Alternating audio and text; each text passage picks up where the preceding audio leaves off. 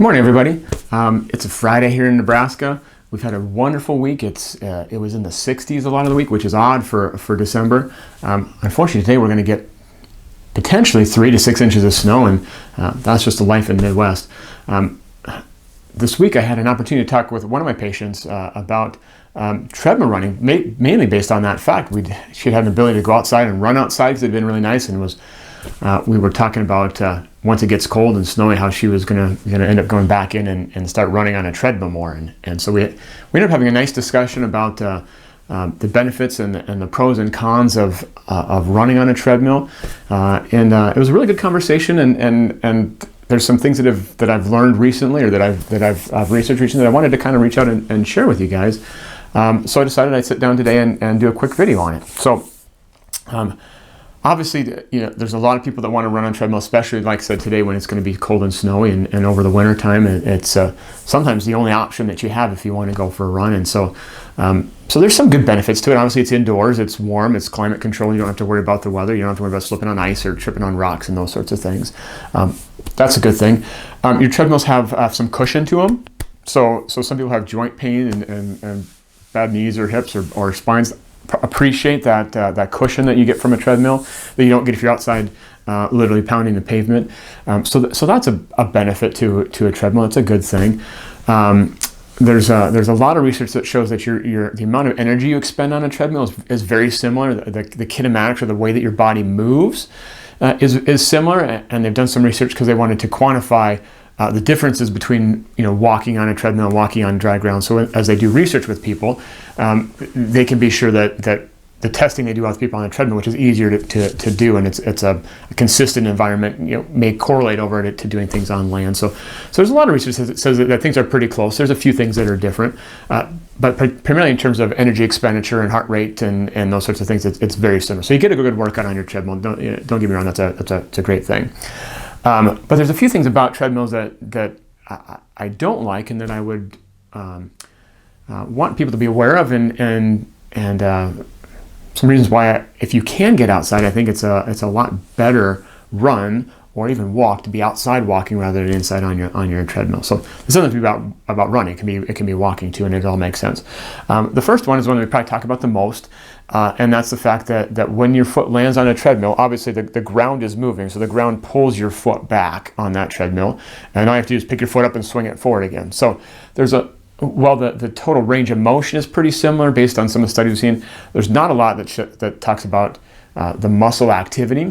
And so it comes to show that there's probably less activity of the muscles that are pulling your leg back, or which are pushing you forward, called hamstrings and glutes, and maybe a little bit more activity in the muscles that swing your leg forward, called hamstrings and quads. Hip flexors and quads. So that little imbalance, well, it may not be super huge as you run. It definitely promotes a little bit of an imbalance. And if you've worked with us, we know that if we start to develop imbalances between one side of the body or the other, the front to back, that can affect your posture, what we call your neutrality, and that could be an issue. So anybody who I have walk around a treadmill, I want to make sure they do a little bit of hamstring or glute work either before or after, either by walking on the treadmill backward for a minute or two as your warm-up or as your cool-down, just to make sure we flip around and we engage the different muscles, or just doing a good PRI glute or hamstring activity. And there's a whole bunch that we could give out that we could go over. Secondly, every step is the same on that treadmill, so there's no variability with each step. So when your foot hits the ground, it's hitting the same ground every single time. There's no side-to-side movements. There's no slants or uphills or downhills. You don't have to go around a curve or around a tree or whatever. So each step is exactly the same, and that over time could lead to more of an incidence of repetitive stress issues, shin splints and tendinitis and those sorts of things. So just the natural variability of running outside for your ankles and for your feet and for your hips and for your back, and to go around curves is really healthy. The more variability your body has, the healthier it's going to be. So from just a repetitive stress point, outside is so much better than being on the treadmill where every step is the same. But the last one I wanted to talk about is most interesting, one that I've been looking a little bit more into lately, and that's what the evidence, or what the incidence, or what your visual system is doing to your body and to your posture as you walk or as you run. And there's a lot of of research, and there's some good things I've been reading about how your visual system affects your states of relaxation or stress within your body. And there's a neurobiologist at Stanford. His name is Andrew Huberman. He had an article in I think Scientific American recently. I'll try to attach it to this video for you to read it, and it references some of his research where he's investigating how both breathing and your visual system affect your states of arousal. So are you more stressed or are you more relaxed?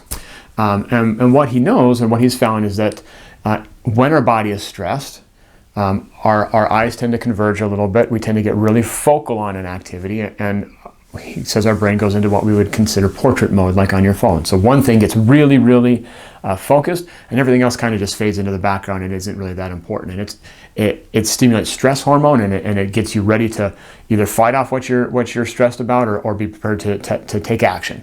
So it's not necessarily a bad thing. It's a good thing when you need it. It's not a good thing when you don't need it.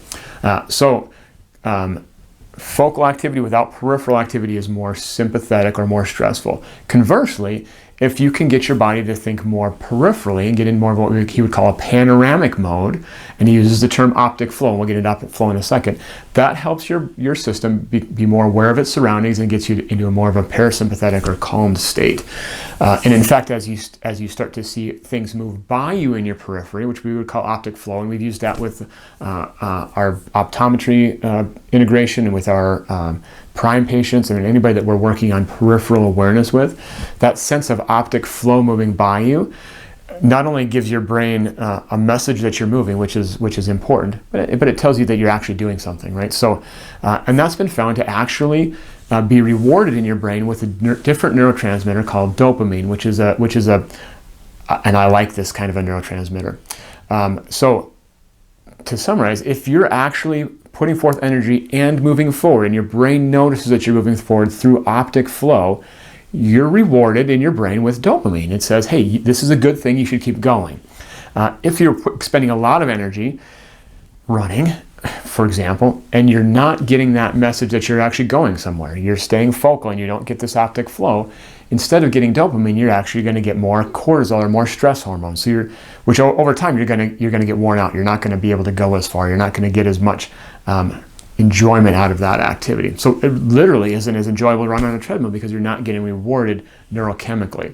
So while it's not bad to be on a treadmill, having the ability to actually move yourself through space, to give your legs a purpose to move you through space, not only is more healthy for you, more variable for you, it's actually more rewarding for you, and you'll want to do it more. So even if it's a little bit cold, that reward of being out and getting yourself moving through space is helpful. So that visual system impact directly on your brain and your neurochemistry is why I think getting out and being outside and moving around is so much more important and so much better for you than sitting in on a piece of equipment like a treadmill and not really going anywhere. So that's kind of what I wanted to go over with you. Get out there, move, stay active, even if it's a little bit cold, put on a coat, at least get out and go for a walk and get outside and move around. Keep your hamstrings and your glutes strong. Hopefully that was at all helpful for you. I'll try to link that article to this video, and it leads to some other research things which are all kind of cool. But anyway, have a great weekend, have a great winter, stay active, and if you need anything, give us a call. Thanks a bunch. Have a good one.